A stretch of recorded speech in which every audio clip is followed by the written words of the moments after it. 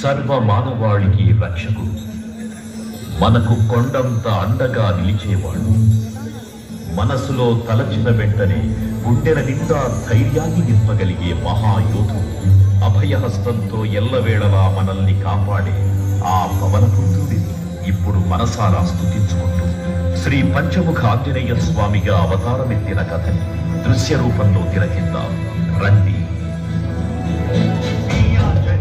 ప్రసన్నాంజనేయం ప్రభాదిత్యకాయం ప్రకీర్తికరాయం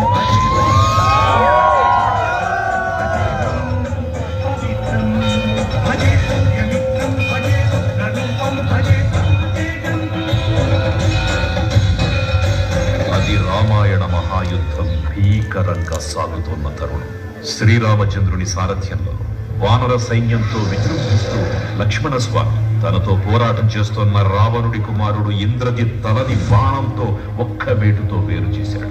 ఇంద్రజిత్ మరణ వార్త విన్న రావణుడు ఆవేశంతో ఊగిపోయాడు. ప్రతీకారం కోసం పాతాళ లోకాధిపతి తన సోదరుడు అయినటువంటి మహిరావణుడి సహకారం కోరాడు.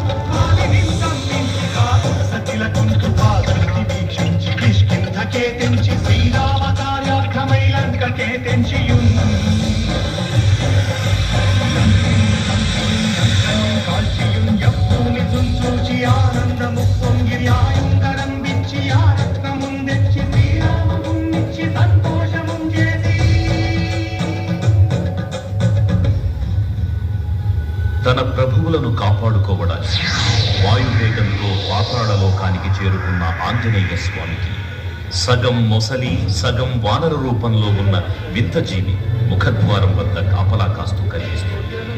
ఆ జీవి మకరధ్వజుడు అనే తన పుత్రుడని మహాసముద్రాన్ని దాటుతుండగా నీటిలో పడ్డ స్వేదబిందు ఒక మొసలి గ్రహించడం వల్ల జన్మించాడని తెలుసుకుని ఆశ్చర్యపోతారు హనుమంతుల వారు.